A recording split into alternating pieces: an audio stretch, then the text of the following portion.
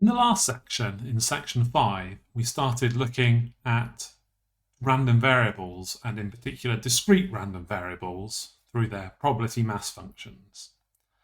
Now, some kinds of probability mass functions are so useful that they come up again and again in lots of different places. And we're going to look at some of these famous distributions now. I use the word distribution here to mean a probability mass function, or later on in the course, its continuous equivalent, a probability density function.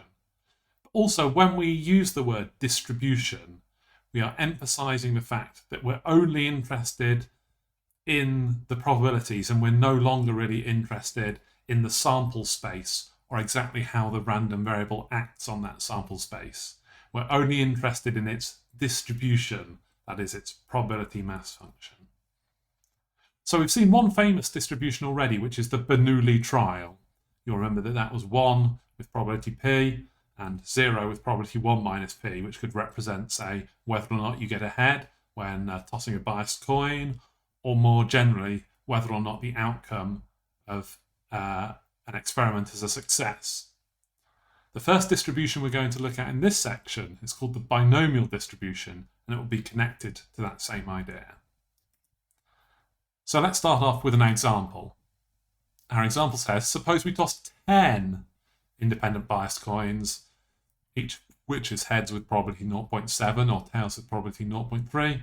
What's the probability we get exactly 8 heads altogether? So let's think about that question. So, probability of getting 8 heads. Well, for any particular 8 coins, the probability that 8 are heads is 0.7 to the 8 by the multiplication principle, because these are independent coin tosses. On the other hand, we've still got to get 2 tails out of the remaining 2 coins. So that's 0.3 squared for getting 2 tails. But that's for getting a specific 8 heads and a specific 2 tails. But the 8 heads could have been any 8 of the 10 coins. So there's a 10 choose 8 here to represent how many ways nature could have picked the 8 of the 10 coins that were actually the heads.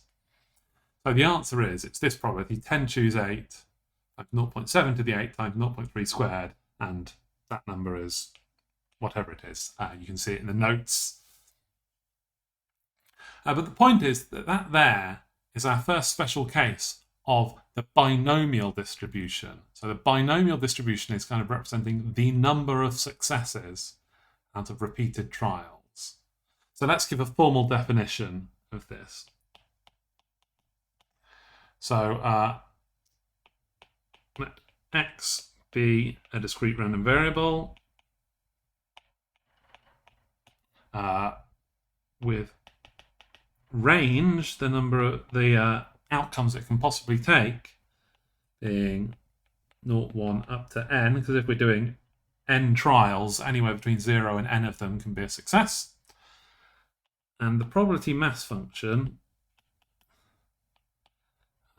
p of x, is going to be p to the x for the x successes,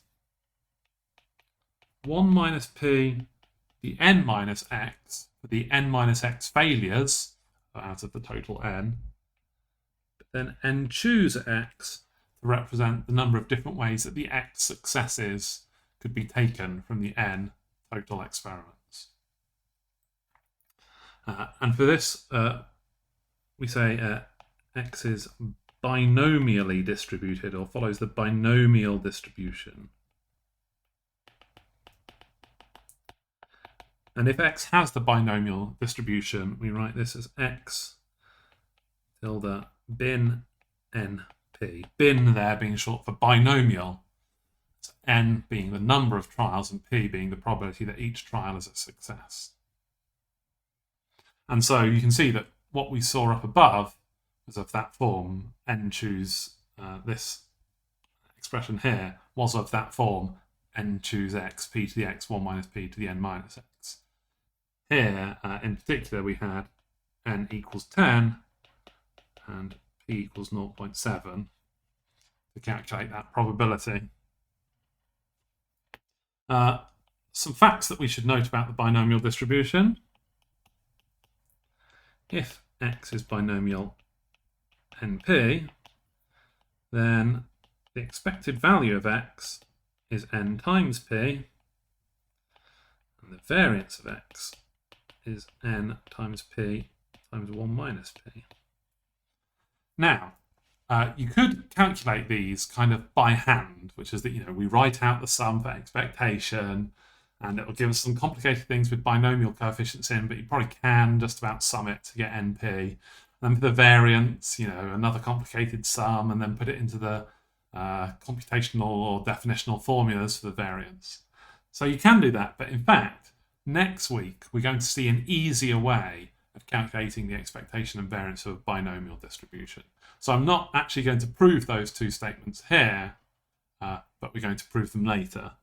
Just to note that for the case of our coins, we would have the expected number of heads we got. Since we had 10 and 0.7 as the variables, that means that the expectation is 7. The average number of coins that would have come up heads is 7 out of the 10. And the variance, if you work it out, comes out as 2.1. So that's the binomial distribution, which is the first of our important new families of distributions.